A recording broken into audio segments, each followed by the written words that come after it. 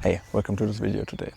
So I'm going to be very quiet now because there are a lot of people around in camp events and I don't want to disturb them. I just found my first image and it's this tree right over there and you can see it's still being lit up by the sun. It's super beautiful, it has a lot of character and yeah, I have this wonderful soft sunlight on it and I'm going to shoot it. As you can see, I'm shooting from a very low angle and that's because there is a lot of clutter on the water and I'm trying to kind of neutralize it and get it out of the frame by just having a very low angle and then just having the tree emerge from the water, and I think it's working quite well. Oh yeah, that looks beautiful. So when I saw this composition first, I thought it's one that I'm going to zoom in quite far, but actually setting up the camera being at 70mm right now, it already looks amazing because I have all this reflection and then this wonderful soft sunlight. I can't say it. And also like there's this other tree over there and it's also kind of like in the frame. But I think I'm gonna zoom in a little bit further because while the other tree is great, it's kind of like distracting because it's very far on the right hand side of my frame and I don't want it to interfere any further. And I think I'm gonna try some aspect ratios. Yeah, that's exactly what I was looking for. So it's gonna crop out the reflection for now, but I can still kind of recrop it later in Lightroom. But I'm going for 65x24, which is like a X-Pen, so very wide angle panorama kind of like format. But it fits the scene very well. And also, I think I'm just gonna go back to my bag and grab my polarizer, because I think that would really add to the scene.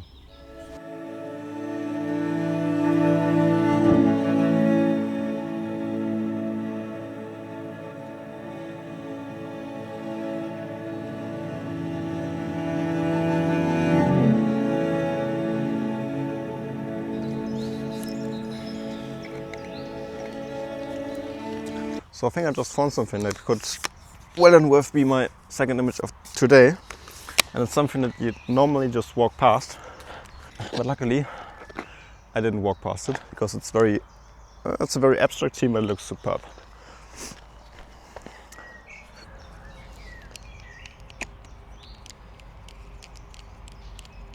Okay, so I had to work quickly because you can see these lit up clouds over there on the water surface are part of my image.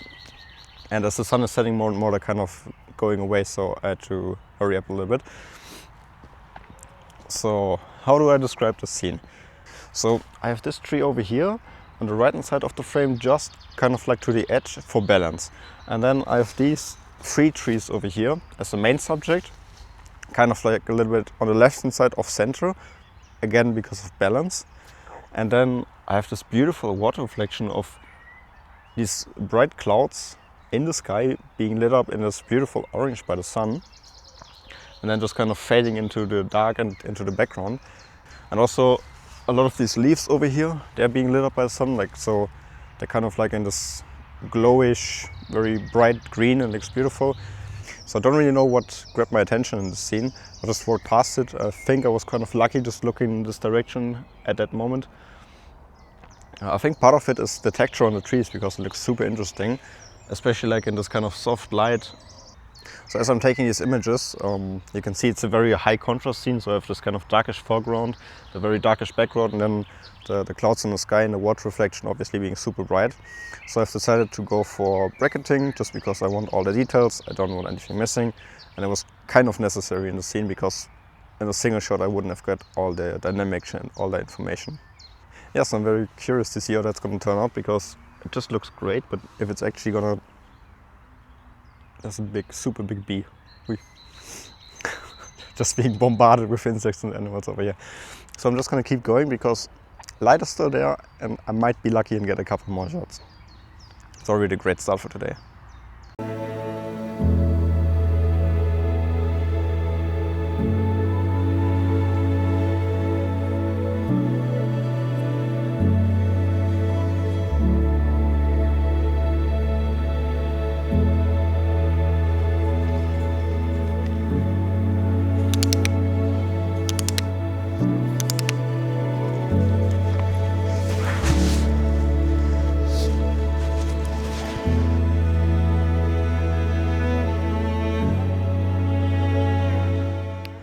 So, just walking by this way, you can see there's this old cabin. It looks beautiful. It's a stone cabin. It's kind of breaking apart. There's like a big hole in the roof, but it looks super photogenic. And so it happens that I have this leading line in the field, like there's these tractor tracks leading exactly to this cabin. And then I still have this kind of like hill in the background with all the trees, and there's just a lot of sunlight on it and it looks beautiful.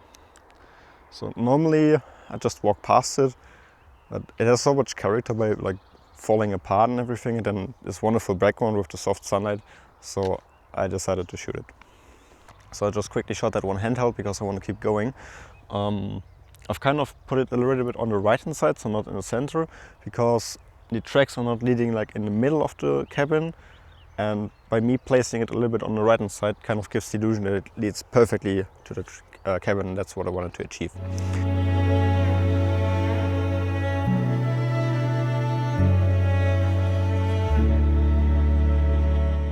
Oh no, I'm being hunted by insects. Oh, god damn it. So I always wonder if I should take more time with each composition, you know, setting up tripod and dialing in all the proper settings and working on composition and balance and everything. But also, like, the light and everything is fading so quickly and I don't want to miss out. So the bridge that I'm hopefully getting to in a couple of minutes, I can already see it. That's what I shot from, but like from a very elevated position a couple of weeks ago from this big hill. So you can imagine I want to shoot it from here as well, and I think I could get the S-curve as well.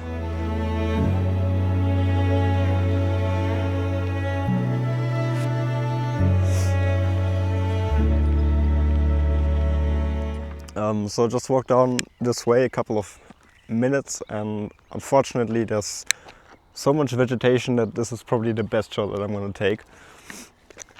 So just gonna frame that one up. Yeah, the light is cool, especially in the sky with this very soft bluish kind of fading into magenta, hopefully. Yeah, it looks cool. I'm gonna be completely honest. I could go down here into this grass, get very close to the water and get an absolutely beautiful shot. But the grass is at least knee high and it's already May, and I don't want to run around with at least 20 ticks today, so I'm not gonna do that. What I'm gonna do is set up my tripod right over here, frame up a shot, maybe put an ND if I need to, and then try go for long exposure.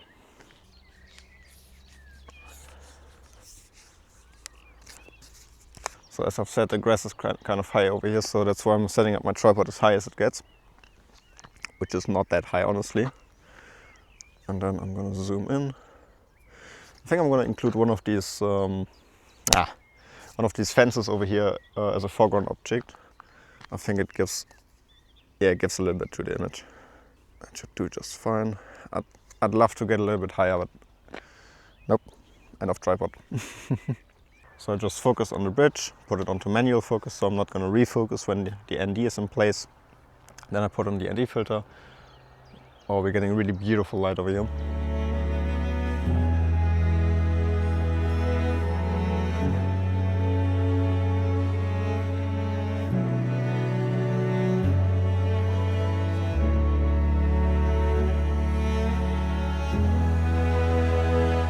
can see all of that is flying around.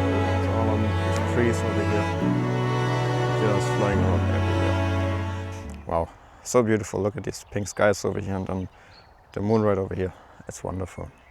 So the first link in the description is my photography course, where I teach you everything that you need to know about taking images and settings and motivation and all of that stuff. You might be interested, then you want to have a look.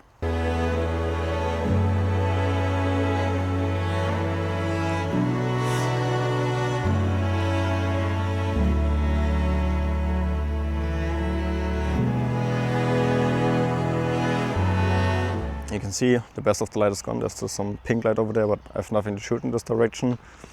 And there's just a lot of ambient light around. So what I think I want to do, or like try as a last image for today, is there's this island right over here in this water pit. And I think I want to try and find a shot just around this water pit set up my tripod and go for another long exposure just to try and work it out with the ambient light.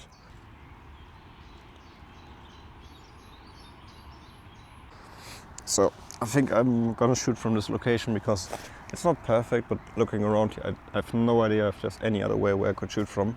And well, the angle is kind of cool. It's not perfect, but it's good enough, I think. So just setting up my tripod. But up, try not to fall. Also, no, you can't see it, it's not in the angle, but now you should be able to see it. The swan right over there is coming into frame, so if I'm lucky, I'll get it in the shot. So focusing on the trees, or like on the island.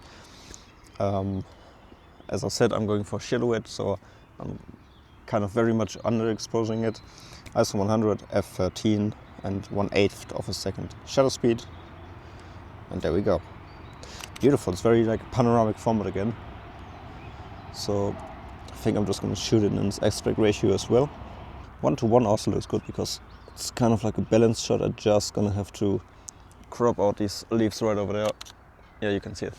These leaves over here because they're kind of like in a way. Can't really get them out of here, but also they do add a little bit of balance to the image, so that's fine. Just gonna put it a little bit off center to the left hand side, include these for balance, that should work.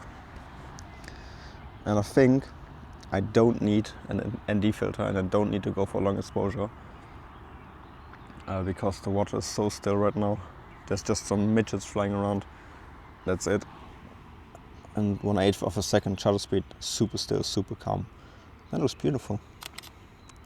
Very simplistic, minimalistic shot. Quite like that one. Okay, now sitting here in front of the scenery, not trying to drop, is a good way to end this video. Thank you so much for watching. Like, share, subscribe, whatever you do. See you in the next one. I hope you enjoyed this one.